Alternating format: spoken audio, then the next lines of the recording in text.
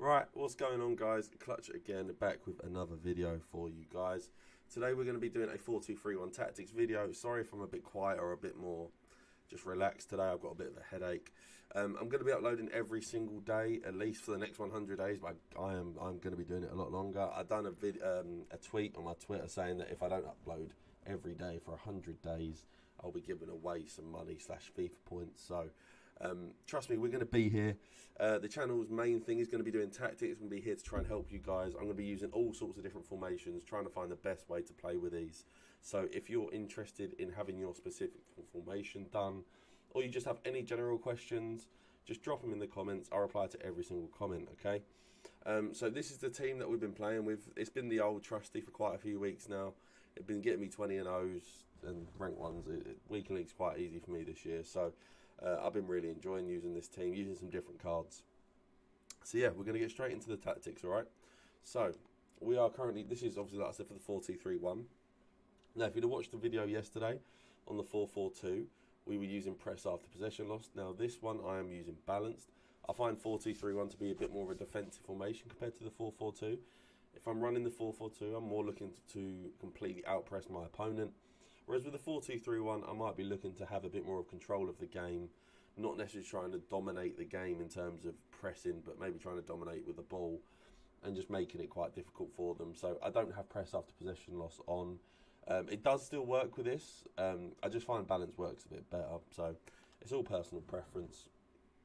Now, my defensive width is on 40. I don't like to have my width too high. This is something I might look at. So if you want to try it a bit higher, I'm not gonna say don't. But I have been finding just a lot of people are just attacking down the wings a lot more now this year. I think a lot of the recent updates have changed the way people are playing again. So it will be something I definitely look at in the future. But for now, 40 width is what I'm going to be running. Now the depth is on 72. Now for people that don't know, there is something in the game where if you have 72 depth or higher, it automatically triggers offside traps. Now, like I said, as much as I'm not trying to press, because I'm not trying to press and be on top of people, I am trying to hold a bit of a higher line just to keep control of the game a bit more. So having those offside traps trigger without me having to obviously automatically do it can help a lot. Now, listen, can you get exposed in behind a little bit sometimes? Of course. You have to be a confident, not have to be a confident defender, but it's not going to be like easy. But if you can use these tactics, I guarantee you they're going to do you wonders. Okay, so that is why I've got the depth of 72. It seems like a bit of a weird number, but I promise you there is a purpose to the madness. All right. Now, build-up play is on balanced. It will be very rare that I ever change in between. Maybe if I'm using a bit more of an attacking formation, then maybe I'll go to a fast build-up. Like maybe if it's a 4-1-2-1-2 narrow, I might go to a fast build-up. But for the 4-2-3-1, our build-up play is just going to be on balanced. Like I said, we're not trying to do anything too crazy. This is a generally chill formation to use. Now, chance creation is on direct passing. Now, for me, this has just been a mainstay for a lot of my tactics so far. I am going to start experimenting with some other stuff because I do want to see what works and see if maybe we can get some other stuff on the go, try and change the meta a little bit. But for now, direct passing is the one that's been the absolute mainstay for me. I just find it to be massively helpful when I'm trying to break people down and I want my players to make runs. So that's why I've got direct passing on. Width is on 45. I do have a slightly higher attacking width compared to my defending. I just find if I have 40 attacking width, my players are just a bit too narrow. And also, I just find it a bit better to have them a bit wider.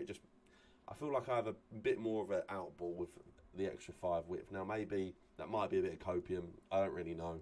But that's just how it personally feels to me, okay? Now, players in the box is on 5. Again, that has kind of been my mainstay.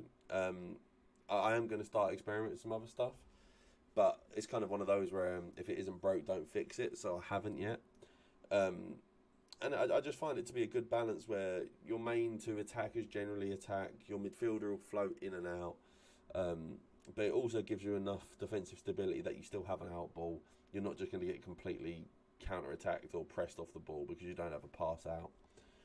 Now, corners is on 2 and free kicks is on 1. There's not really a massive explanation to this. Just that's just what I've always kind of had it at. I don't really know what else to say about it, really.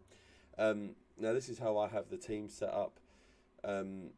Again, there is a bit of a method to the madness in terms of I have Harry Kewell on the left and Freddie Ljungberg on the right. They both have the outside foot shot trait for the Trivellas, and they are a massive part of this formation, the Trivellas.